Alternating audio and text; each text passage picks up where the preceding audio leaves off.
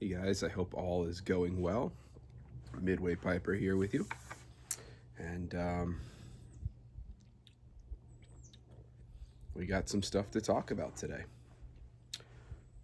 First things first, it is April 23rd, which means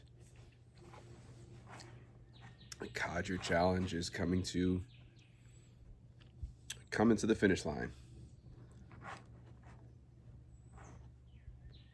And I'll be honest, I'm kind of ready for it. This has certainly been an interesting challenge. Going into it, I always kind of wondered, because I see some of you guys will crack open a tin and then you smoke the whole tin,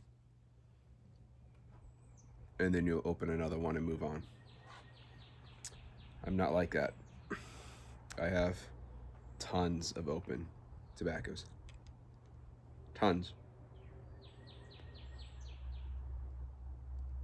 And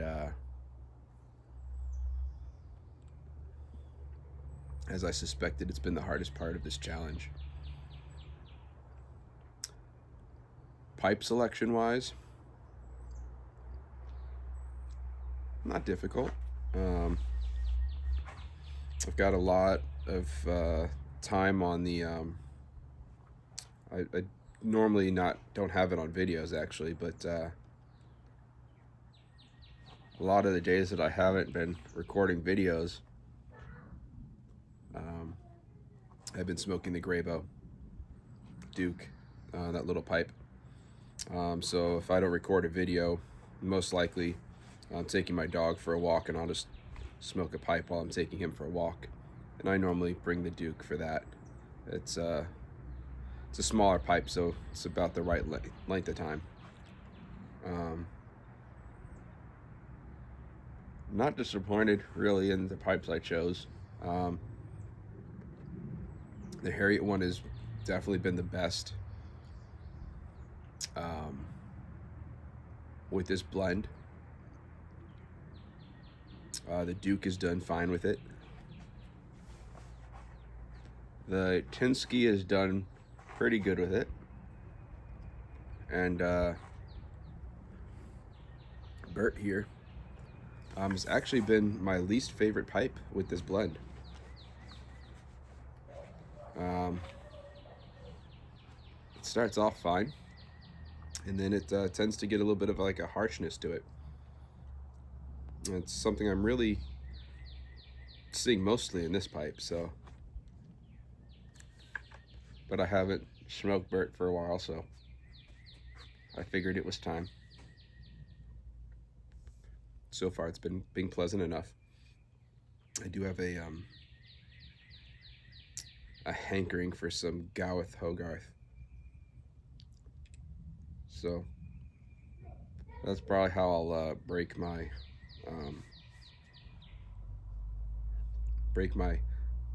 fast from the challenge, shall we call it. So yeah, what have you guys found, as far as those of you that either, if you're still participating or if you're no longer participating in it, have you found one pipe that just doesn't really work so well with the blend that you made?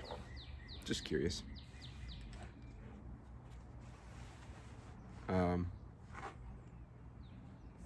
So that was one thing. Wrapped up a couple of books this week, so we'll talk about that for the Friday reads. Most likely it'll happen on Friday. And the main point to today's video is I made another post on the channel.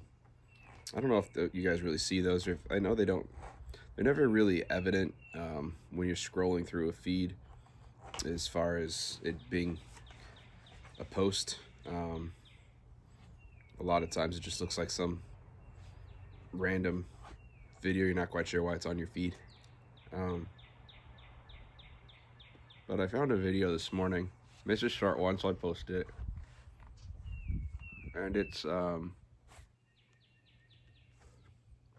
It's from a pastor named Mike Adkins.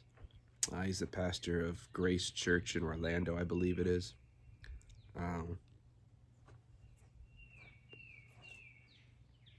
There's two things I want to talk about with that. First of all,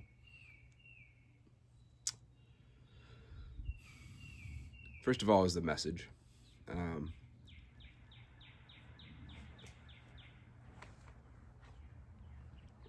The theme of the message, or at least that short clip, was transform or transfer. So he was talking about kind of working on yourself, working through problems, changing your family legacy. The example he gives was his father, his grandfather, and his great-grandfather were all alcoholics. They were all abusive. And he broke that family line. It's what he was expected to be, just like them, and he broke the family line. And just thought that was a pretty important concept: transfer or transform. Because if he didn't transform that family legacy, he'd be transferring it probably to his kids as well. Being a drunk, being an alcoholic, being abusive. These kinds of things transfer. Because that's how you grow up, you learn. That's what you think you're supposed to do. And it requires effort and work to change that. So, it got me thinking, what's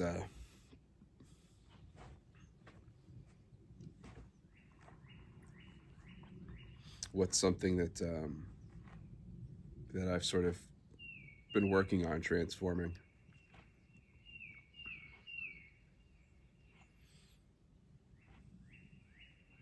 And I think the thing that comes to me is being an involved parent, being an involved dad, I should say.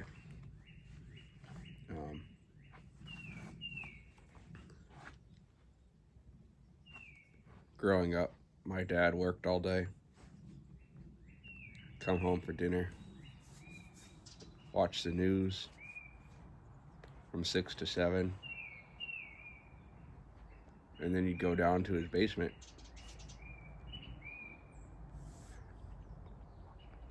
and play video games or computer games, or listen to music, or whatever, do some more work. But it was always in the basement at night by himself, quiet.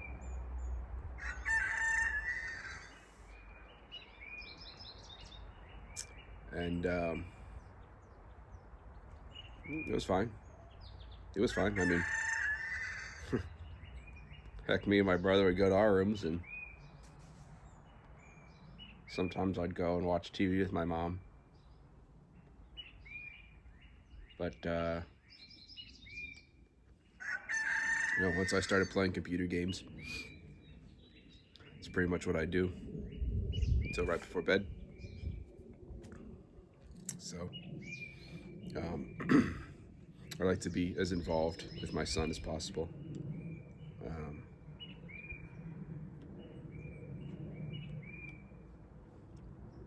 I like to do as much as I can with him. I like to be there to offer any sort of help.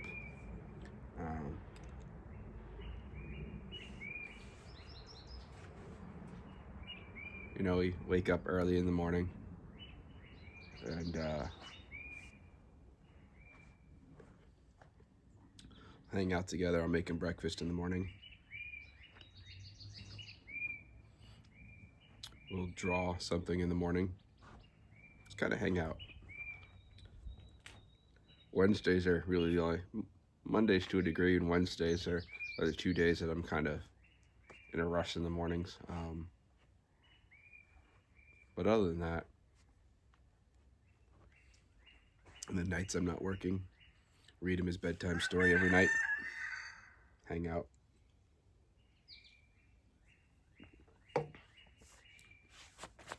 And it's something that people have mentioned.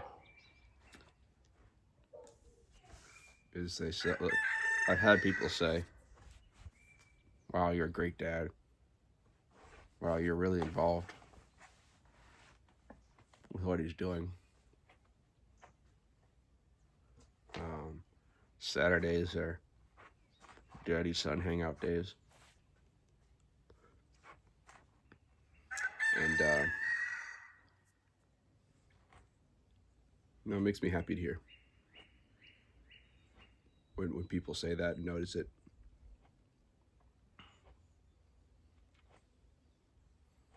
Sometimes I'm worried I'm not around quite enough, especially working the evening job.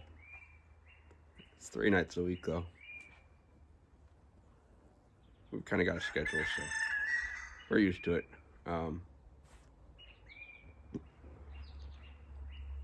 But I just thought it was a really good concept. Transform or transfer. And one of the things that I've always struggled with personally is having a short fuse. And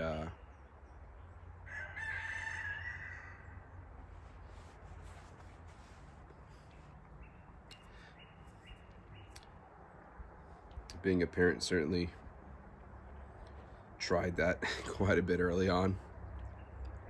And my son, he has ADHD, and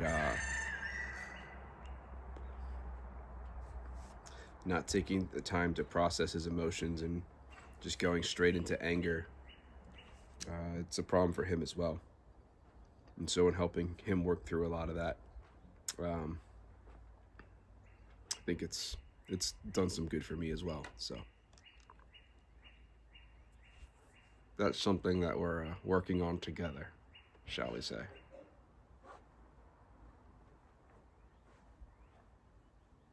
And I guess that leads into the last quick thing we'll talk about.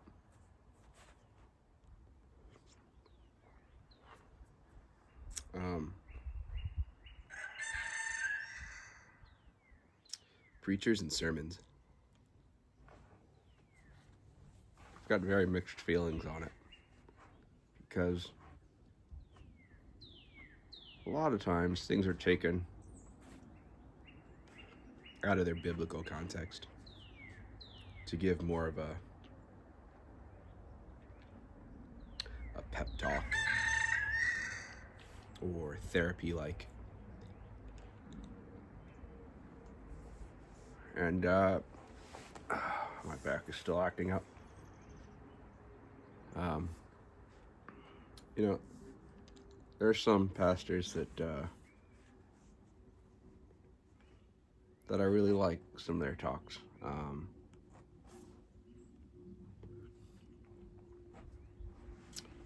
Mike Adkins, like I just mentioned, of Grace Church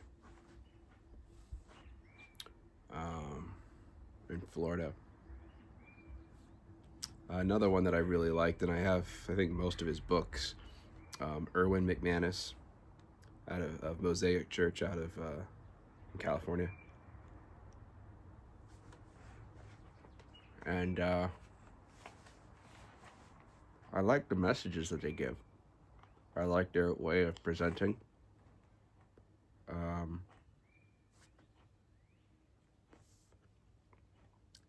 But I do often ask myself, is that really the point to a pastor preaching?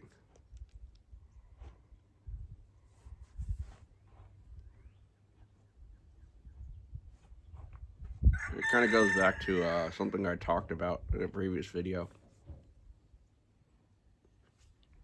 And that was the idea of biblical interpretations. Because a lot of times when a pastor preaches, they're taking a Bible verse and drawing it out into more modern day context. It's more of a teaching lesson, not so much about the Bible verse itself necessarily, but more of how to apply it into our daily lives. And that's a degree of interpretation, again. And you can listen to 3 or 4 different pastors talk about the same passage with wildly different interpretations of it, which I always find interesting.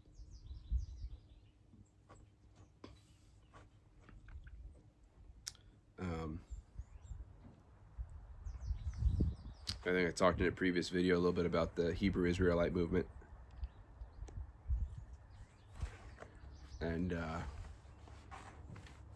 how a lot of the groups that are visible online that subscribe to that ideology tend to be prepper groups.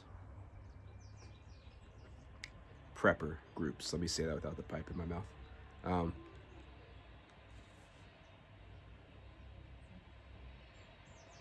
And I was into that for a little while. But then those groups tends to be doom and gloom, and the world's ending, and this is going to be the event. And that takes its mental toll on you. So,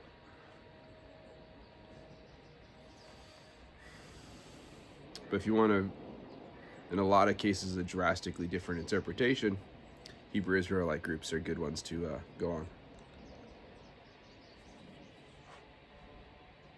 And I can see things the way that's often preached in that movement. I can see things that way.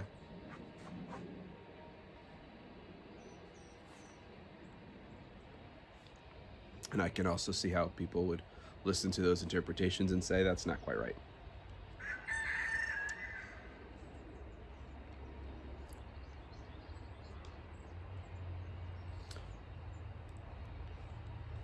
Which also,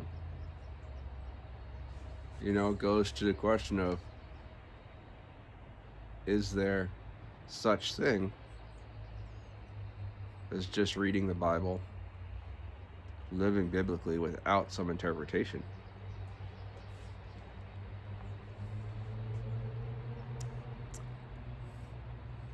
I could say yes, but I do think you're missing a lot of context.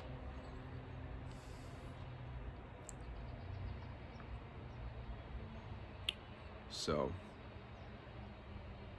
I don't know.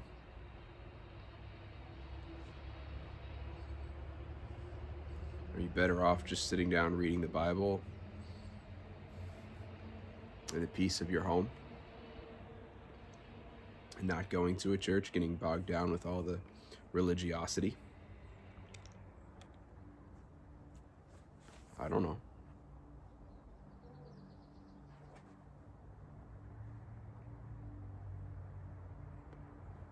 You look at something like the Catholic Church,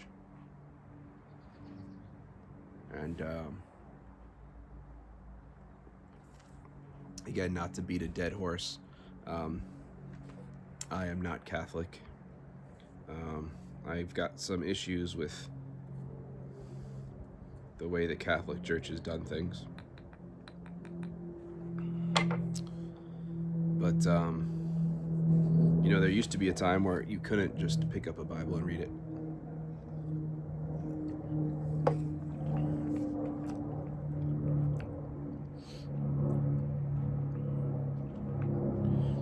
It used to be considered common practice. Indulgences.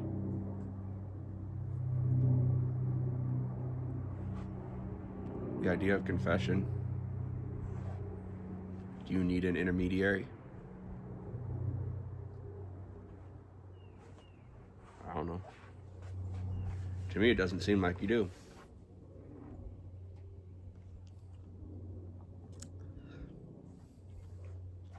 Seems to me like you would be able to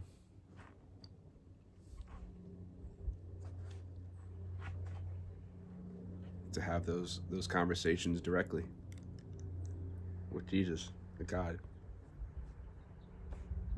I don't know.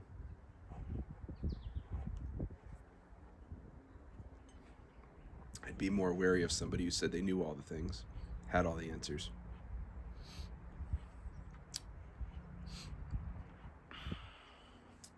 There is something very powerful in the humility of saying that you just don't know. You're going to do the best you can with what you got.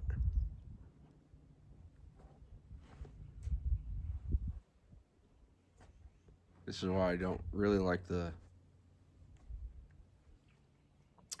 debate format.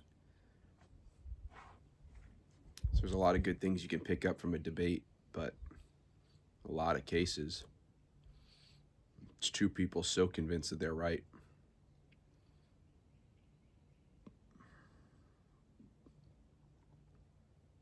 Not willing to change. Or accept that they may not have the correct interpretation.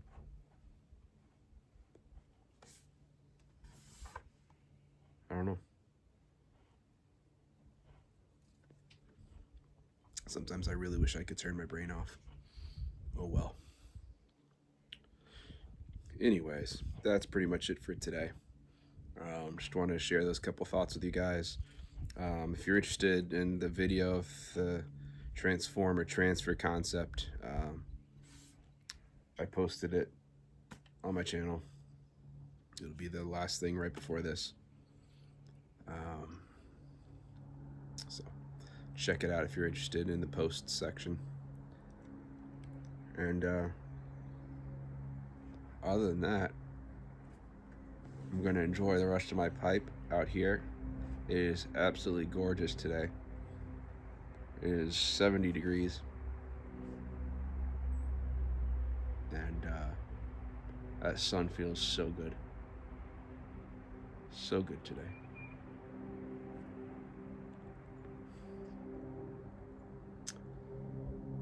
Alright guys, that's it. I'll see you in the next video.